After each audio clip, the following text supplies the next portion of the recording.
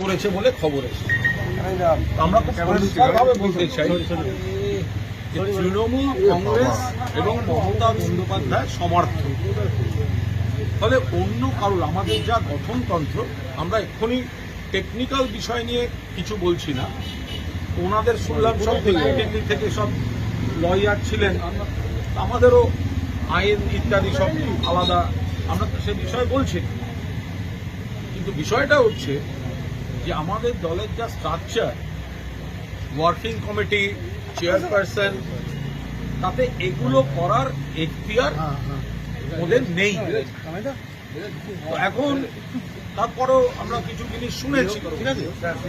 আমরা খুব স্পষ্টভাবে একটা কথা বলতে চাই যে তৃণমূল কংগ্রেসের দলের প্রার্থী হিসেবে জিতে তৃণমূল কংগ্রেসের প্রতীকে মমতা বন্দ্যোপাধ্যায় প্রার্থী বলে পরিচয় দিয়ে যে বা যারা কেউ হয়তো জিতেছেন, কেউ হয়তো জিততে পারেননি, যারা অধিকাংশ জিতেছেন, আবার যারা উপস্থিত ছিলেন অনেকে জেতেননি, কিন্তু তারা তৃণমূল কংগ্রেসের প্রার্থী ছিলেন, মমতা বন্দ্যোপাধ্যায়ের প্রার্থী। ভোট হয়েছে 1 মাস হয়নি বা 1.5 মাস ম্যাক্সিমাম। তারপরে তারা শাসক দলের মদতে কখনো বিধানসভায় কেউ চেয়ার পাচ্ছেন, কখনো অন্য জায়গায় গিয়ে, তো যারা বিরোধী বলছেন তারা তো শাসক বিরোধী তো সব এক হয়ে যাচ্ছে। বিরোধী বলতে এখানে একমাত্র মমতা বন্দ্যোপাধ্যায়ের নেতৃত্বাধীন সর্বভারতীয় তৃণমূল কংগ্রেস, কিন্তু বাকিরা তো বিজেপির পোষ্য হয়ে যাচ্ছে।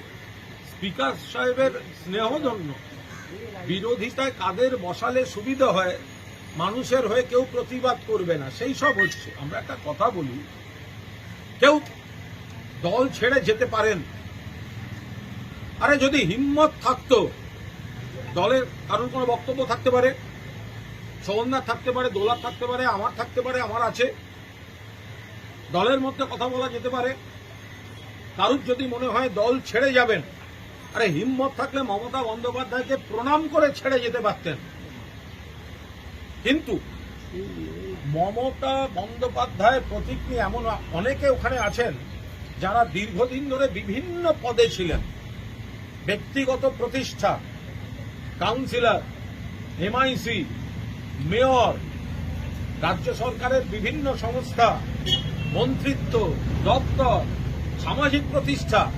মমতা বন্দ্যোপাধ্যায়ের দীর্ঘ রাজনৈতিক জীবনের সংগ্রাম, তার মঞ্চটাকে ব্যবহার করে নিজেরা প্রতিষ্ঠিত হয়ে তারপরেও যদি কারুর মনে হয় ছেড়ে যাচ্ছেন, হিম্মত থাকলে মমতা বন্দ্যোপাধ্যায়কে প্রণাম করে ছেড়ে যেতে পারতেন।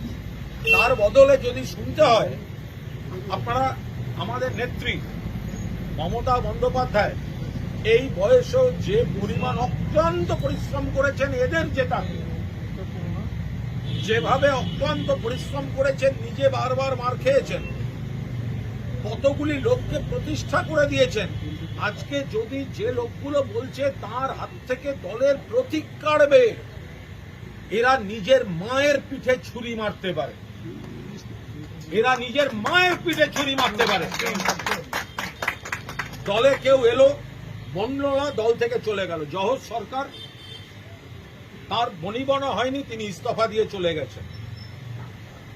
মমতা বন্দ্যোপাধ্যায় দলটা, মমতা বন্দ্যোপাধ্যায় সাধারণ মধ্যবিত্ত নিম্নবিত্ত ঘরের মেয়ে, তার পরিবার, বাবা দাদা, তারা কোনো লাখপতি কোটিপতি ছিলেন না।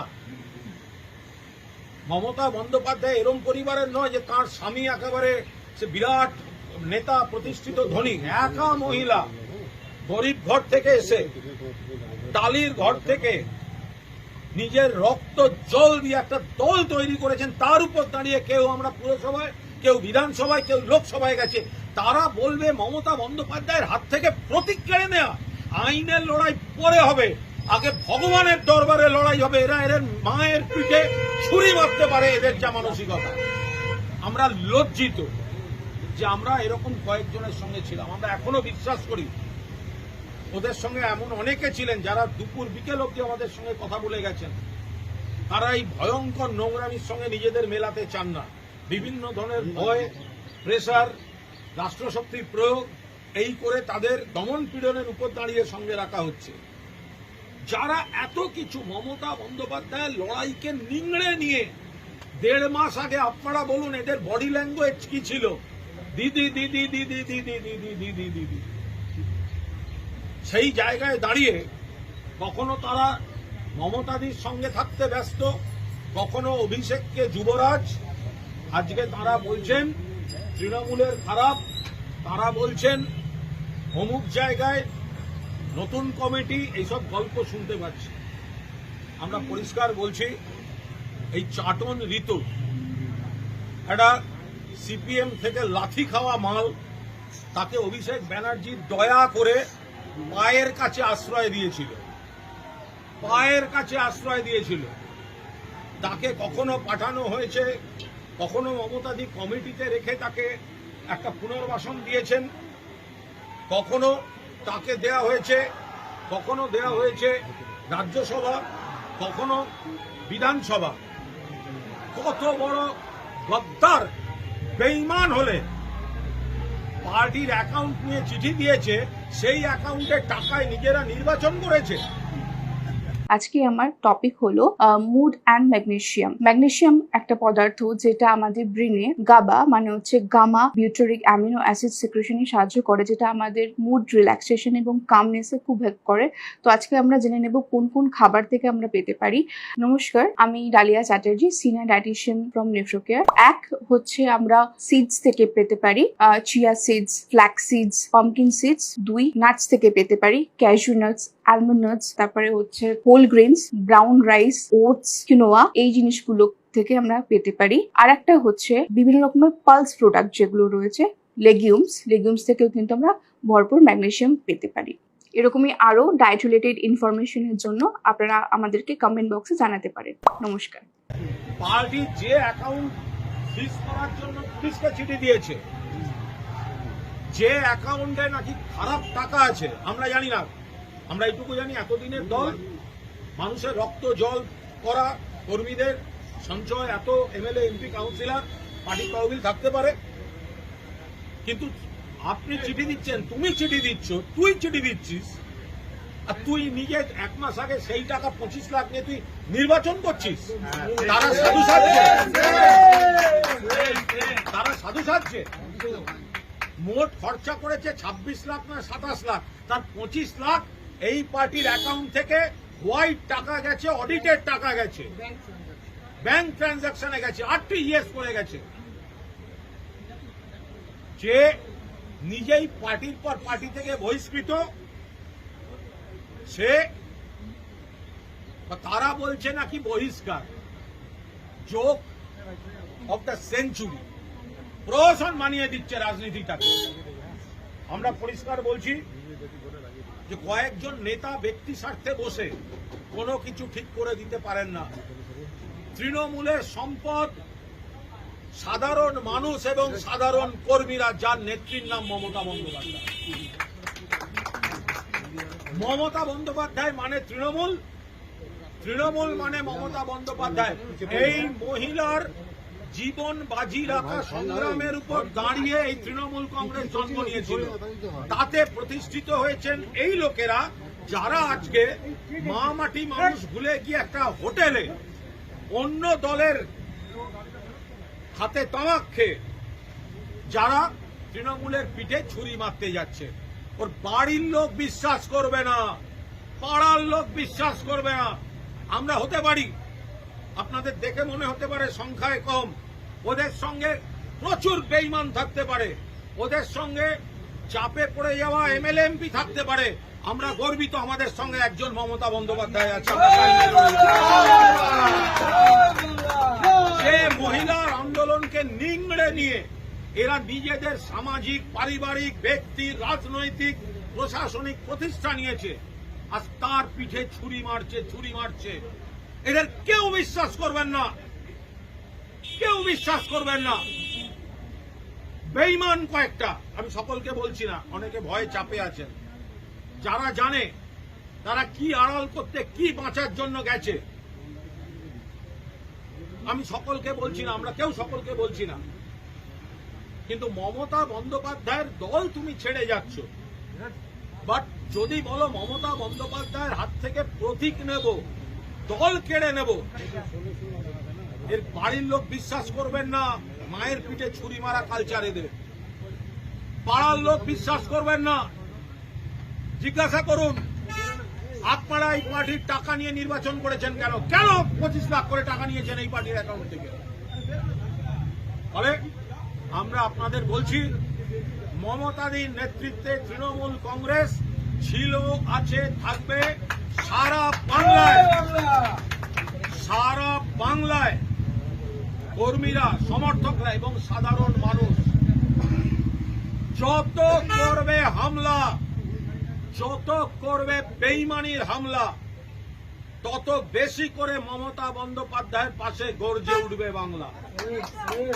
এই লড়াই আমরাও শেষ থেকে ছাড়বো। আমরা যারা অন্য দলের সাধারণ কর্মী, আরে আপনারা যারা বিজেপি কর্মী যারা শুনছেন, কিছু গদ্দার তারা আপনাদের নেতা হতে যাচ্ছে। আপনারা এবার বুঝুন, আপনার এলাকায় এদেরকে নেতা বলতে হবে। আপনার এলাকায় এরা সব মঞ্চে উঠে বক্তৃতা করবে, এবার আপনারা দেখুন আপনারা কি করবেন, আপনারা ভাবুন আপনারা কি করবেন। প্রকৃত তৃণমূল কংগ্রেসের কর্মীরা মমতা বন্দ্যোপাধ্যায়ের সঙ্গে আছেন। লজ্জা করছে না? চাটন ঋত উলুবেড়িয়ায় দাঁড়াবার সময় ভিডিও করে বলল, আমি মমতা বন্দ্যোপাধ্যায় এবং তার সুযোগ্য সেনাপতি অভিষেক বন্দ্যোপাধ্যায়ের প্রার্থী। আজকে মমতা বন্দ্যোপাধ্যায়, অভিষেক বন্দ্যোপাধ্যায়, তৃণমূল কংগ্রেস সব খারাপ হয়ে গেল। কারুর যদি কোনো বক্তব্য থাকে, আমরা দলের মধ্যে নানা রকম আলোচনা করছি না, রেগুলার করছি, দলের কোথায় কোথায় কি কি সংশোধন দরকার, এবং নেত্রীও শুনছেন, গণতান্ত্রিক ভাবে হচ্ছে, আলোচনা হচ্ছে, সেগুলো তো সব বাইরে বলতে পারবো না। কিন্তু তোমরা এখন যদি বাপের বেটা হও, তাহলে অন্যের হাতে তামাক খেয়ে গিয়ে হোটেলে বসছো কেন? আমরা তো যা বলার আমরা তো নেত্রীর সঙ্গে কথা বলছি, সাধারণ সম্পাদকের সঙ্গে কথা বলছি, আমরা বলছি, কি বলছি আপনাদের বলবো না। কিন্তু আপনারা তো পালিয়ে গেলেন।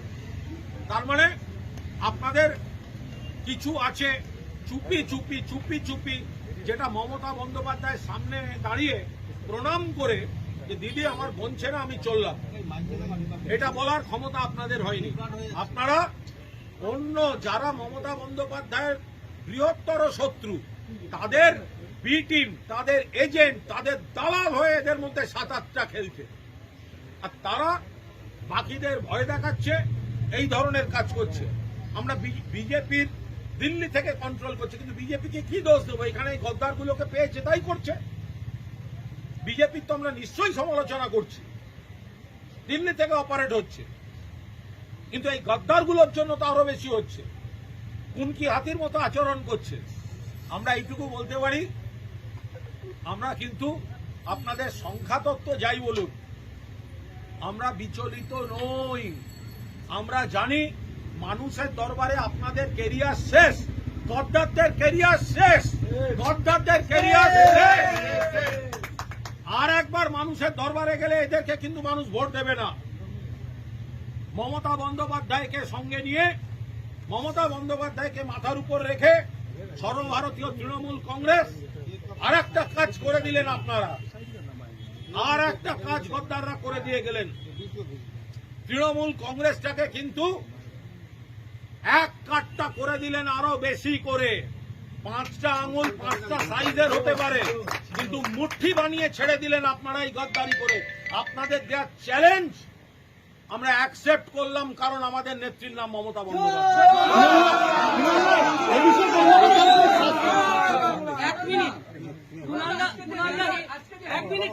হিন্দি বলবেন 1 মিনিট, আমি শুধু একটা কথা অ্যাড করতে চাই। কুণালদা বলেছেন, তাও সারসংক্ষেপ, মানে সামাপের মতন করে। উইথ ইউ রেসপেক্ট, আমাদের এই একটাই কথা, তৃণমূল কংগ্রেসের কর্মীদের ঘাম রক্তের বিনিময়ে তৃণমূল কংগ্রেসের এবং মানুষের নেত্রী আমাদের নেত্রী মমতা বন্দ্যোপাধ্যায়কে নিংড়ে নিয়ে যারা আজকে এইসব মহান কাজ করছেন, সেটা আউটরাইট বেআইনি, বেইমানি, তাকে আউটরাইট বেইমানি বলে। সেটা কোনো মর্যাদার কাজ নয়, সেটা বেইমানি। সেটা কুণালদা যথার্থই বলেছেন। আমরা মনে করছি সেটা আমাদের মায়ের পিঠে ছুরি মারাই। মাকে এইভাবে অসম্মান করার অধিকার তাদের নেই। তারা যেটা করেছেন, তারা যা করে চলেছেন, আরো যা করতে চলেছেন, তার কোনোটাই মানব ধর্ম নয়, মনুষ্যত্ব নয়। আমরা তাই ধিক্কার জানাই।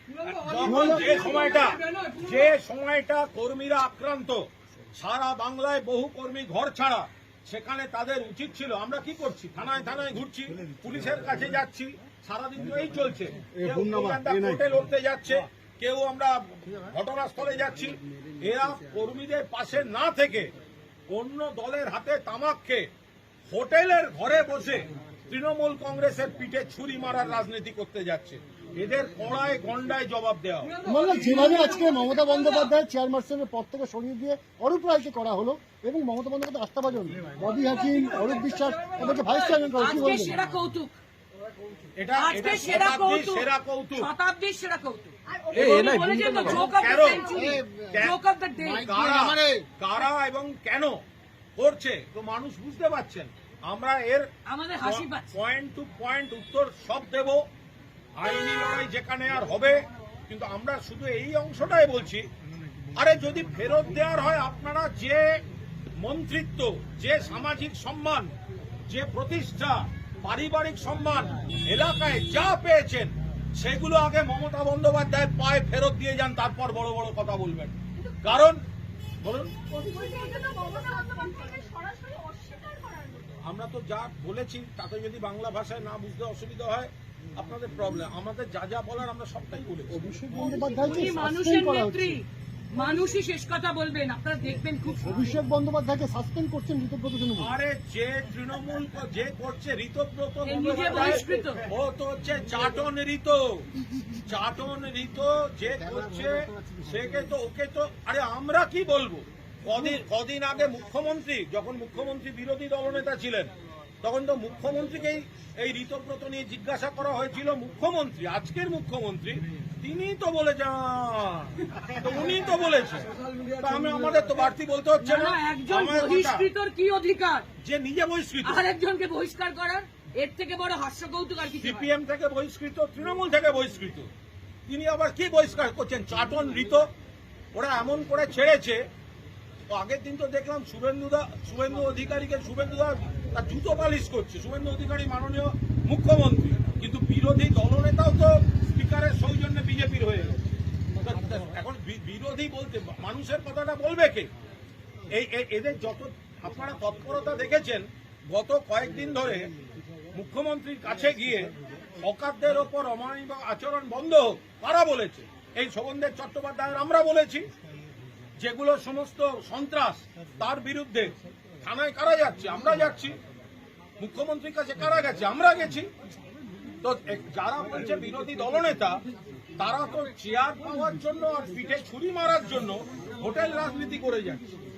একটা বিষয়, সেটা হচ্ছে যে আজকে আমরা দেখলাম অরূপ বিশ্বাস তিনি গেলেন মেসি কাণ্ডে হাজিরাইতে, বেরিয়ে বললেন মমতা বন্দ্যোপাধ্যায়ের সঙ্গে রয়েছি, তারপরে তার নাম ঘোষণা হচ্ছে বিদ্রোহী তৃণমূল কংগ্রেসের ভাইস চেয়ারম্যান পদে। কি বলবেন? এবং এটা সম্পূর্ণ, এটা নিয়ে আমরা এই মুহূর্তে কোনো মন্তব্য, আমরা এটাই বলবো, মানুষই জবাব দেবেন। আমরা মায়ের প্রতি এই অসম্মানের জবাব মানুষ দেবেন, আপনারা অপেক্ষা করে এবং দেখুন। শেষ প্রশ্ন করবো, তৃণমূল কংগ্রেসের লোগো এবং অল ইন্ডিয়া তৃণমূল কংগ্রেস নাম যেভাবে ব্যবহার করা হচ্ছে, আপনারা কি আইনি পথে হাঁটবেন? সম্পূর্ণভাবে বেআইনি কাজ করা হয়েছে, অনধিকার কাজ করা হয়েছে। এটা করা সম্ভব না। যদি এরা এই কাপুরুষোচিত অন্যের হাতে তামাক খেয়ে কাপুরুষের মতো কাজ করেছে, যদি হিম্মত থাকতো, মমতা বন্দ্যোপাধ্যায় যদি মুখ্যমন্ত্রী হতেন, তাহলে কি আর আমরা এখানে তিনজন দাঁড়িয়ে থাকতাম? ওখানে আলো করে যারা বসে আছেন তারা এখানে দাঁড়িয়ে থাকতেন, তখন আমাদের তিনজনকে পাওয়া যেত না। যদি মুখ্যমন্ত্রী মমতা বন্দ্যোপাধ্যায় হতেন, এরাই এখানে এসে দাঁড়িয়ে থাকতো, এরাই হচ্ছে দি করে যেত। তো সুতরাং আরে তারা এখন গেছে ওখানে, এবার তাদের কি নৈতিকতা, তাদের কি রাজনৈতিক